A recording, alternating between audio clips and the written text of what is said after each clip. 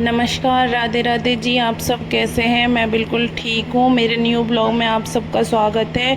और मुझे पता है ये ब्लॉग स्टार्ट होते ही आप 2-4 सेकंड देखोगे और उसके बाद इसको स्किप कर दोगे, जैसा कि आप मेरे सारे ब्लॉग सारे वीडियोस को करते हो। प्लीज़ ऐसा ना करें, मेरी पूरी वीडियो को देखें और लाइक और शेयर करें, कमेंट करें। अगर आप पूरी वीडियो नहीं देखेंगे तो मेरा वॉच टाइम कैसे बढ़ेगा। जैसा कि मैं अपने रेगुलर रूटीन पे आ गई हूँ। सुबह उठने के बाद, जैसा कि आपको पता है, मैं सबसे पहले आजकल जिम आती हूँ। तो मैं जिम में आ चुकी हूँ और जिम में आने के बाद मैं साइकिलिंग करूँगी। अभी जो मेरी स्टार्टिंग है, तो मतलब एकदम से बॉडी कुछ भी सहती नहीं है, तो मैं थोड़ा ही करती हूँ, थोड़ा सा साइकिलिंग, थोड़ा सा रेसिंग। उसके बाद मैं बाहर थोड़ा सा घूमने रोड पे आ जाती हूँ। भोले बाबा के पास बैठ के थोड़ी बहुत एक आध फ़ोटो क्लिक करवाती हूँ। उसके बाद मैं वापस सब्जी लेते हुए घर की तरफ चल देती हूँ, क्योंकि फिर मुझे यहाँ से जाने के बाद खाना बनाना होता है। खाना बना के घर की साफ़ सफाई भी करनी होती है। फिर घर का सारा काम ख़त्म करने के बाद, जैसा कि आज मैंने भिंडी ली है और मैं दही भिंडी बनाऊँगी घर पे जाके। ये मैं मस्ती करते हुए जा रही हूँ। और मैं इनसे कहूँगी कि मैं उड़ूँ क्या, उड़ के पहुँच जाऊँ क्या बिना लिफ्ट के ही। तो मैं ऐसे ही पागलपंती वाली मस्ती करती रहती हूँ और मस्ती करते करते मैं घर चली जाऊँगी। उसके बाद सारा काम ख़त्म करने के बाद पूजा करने के लिए आऊँगी। जैसा कि आपको मेरा रूटीन पता है, मैं भोले बाबा को स्नान कराऊँगी, तिलक करूँगी। मतलब मेरा मतलब जैसे हम इंसानों का खुद का रहता है ना कि नहाना श्रृंगार करना, वैसा ही मैं खुद भगवान के लिए भी सोचती हूँ कि पहले भगवान को स्नान कराया जाए, फिर सारे भगवान का श्रृंगार किया जाए। श्रृंगार तो उनका तिलक ही होता है, तो तिलक से श्रृंगार किया जाए। उसके बाद जिस तरह से हम नहाते हैं, श्रृंगार अपना मतलब कपड़ा पहनना, श्रृंगार करना, उसके बाद फिर खाना भोजन करते हैं, उसी तरह फिर मैं भगवान को भोग लगाती हूँ। और उसके बाद फूल अगर होते हैं तो फूल चढ़ाती हूँ। और पहले तिलक लगाती हूँ, फिर फूल चढ़ाती हूँ, फिर धूप बत्ती घुमाती हूँ। उसके बाद प्रसाद चढ़ा के, पानी चढ़ा के, जल चढ़ा के, उसके बाद हाथ जोड़ के मैं अपनी सारी गलतियों की क्षमा मांग के और फिर घंटी बजा के फिर बोल देती हूँ, प्रभु भोग स्वीकार करो और मेरा मतलब कि मेरे हर गलती को क्षमा करो। और यहीं मैं अपना पूजा ख़त्म करती हूँ। और मेरा आपको पता ही है मेरी आदत का, मैं प्रसाद में जब तक तुलसी ना डालूँ मेरा काम नहीं चलता, क्योंकि मेरा दिल नहीं मानता। मेरे को जब तक प्रसाद में तुलसी होनी ही होनी चाहिए। और उसके बाद मैं अपना कथा शुरू कर देती हूँ और आप लोग ध्यान से कथा सुनिए। प्लीज़ वीडियो को बिल्कुल स्किप ना कीजिए। धन्यवाद।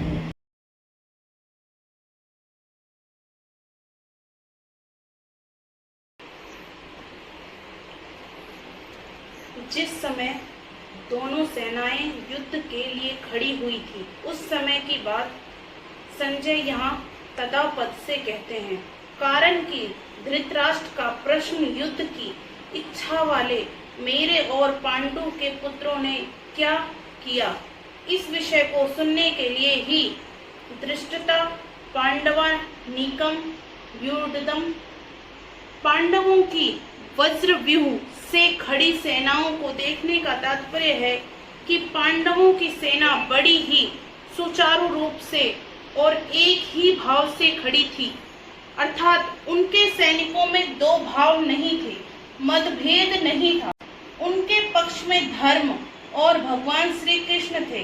जिसके पक्ष में धर्म और भगवान होते हैं उसका दूसरों पर बड़ा असर पड़ता है। इसलिए संख्या में कम होने पर भी पांडवों की सेना तेज प्रभाव था और उसका दूसरों पर बड़ा असर पड़ता था। अतः पांडव सेना का दुर्योधन पर भी बड़ा असर पड़ा, जिससे वह द्रोणाचार्य के पास जाकर नीति युक्त गंभीर वचन बोलता है।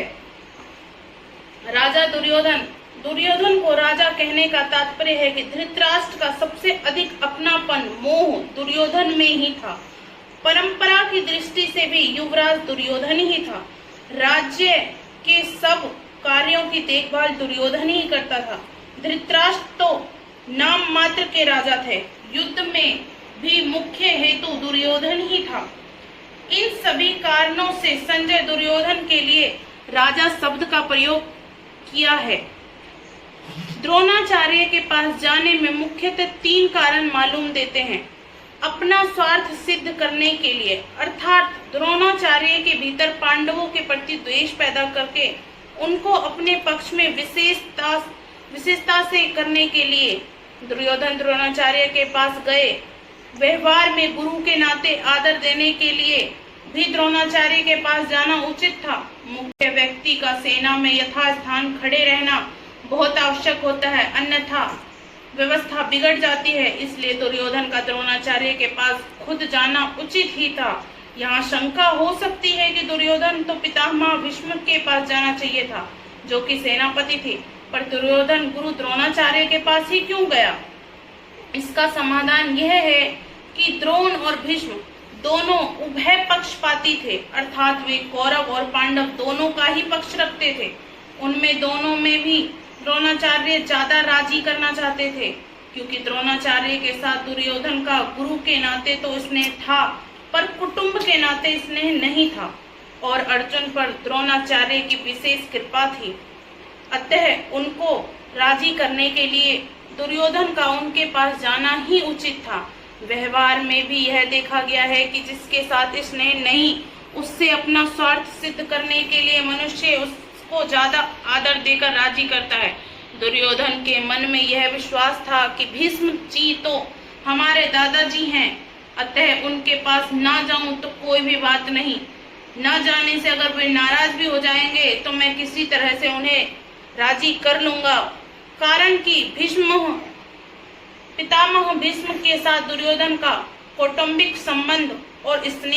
जैसा कि आज आपने कथा में सुना कि दुर्योधन द्रोणाचार्य जी के पास जाता है, भीष्म पितामह के पास नहीं जाता। वो ये सोच के नहीं जाता कि भीष्म पितामह तो मेरे दादाजी हैं, मैं उन्हें तो कैसे न कैसे मना ही लूंगा। द्रोणाचार्य मेरे गुरु हैं, और वो मेरे गुरु होने के साथ साथ अर्जुन के भी गुरु हैं, तो उनका व्यवहार तो दोनों के लिए बराबर है, तो मैं द्रोणाचार्य को अपने साइड कर लूं। और जो अर्जुन के सेनापति होते हैं उस टाइम पे, वो होते हैं द्रुपद पुत्र का मतलब द्रुप जो है उसका ऑलरेडी मतलब कि पहले से ही उनके साथ द्रोणाचार्य के साथ व्यवहार अच्छा नहीं था, भेदभाव थी, दोनों के मन में खटास थी एक दूसरे के लिए। तो जो द्रुपद पुत्र थे उसका असली नाम था धृष्टद्युम्न। तो जब द्रोणाचार्य के पास जाते हैं दुर्योधन, तो वो धृष्टद्युम्न के नाम से उसके बारे में बात नहीं करते, क्योंकि धृष्टद्युम्न कहने के बाद उनके ऊपर प्रभाव थोड़ा कम पड़ता है।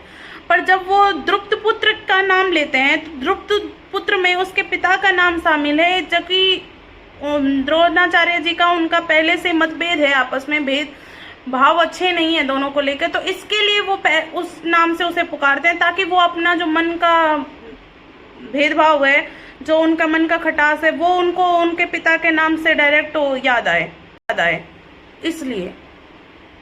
और वो मतलब एक चीज और है कि मतलब जो अर्जुन का सेना है वो छोटी है, 7 अक्षुणी की है, पर फिर भी उसे बड़ी लगती है। क्यों? क्योंकि उस सेना में एकता है। तो हमें भी आपस में एकता बना के रखनी चाहिए, ठीक है। और आगे क्या होता है हम आगे कल 4थे अध्याय में आपको पता चलेगा।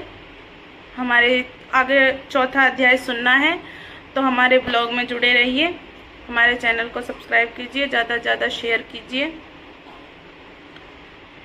धर्म का विजय होता ही होता है, तो हमें धर्म के साथ ही चलना चाहिए। चलिए ठीक है, मैं खाना खाने जाती हूँ।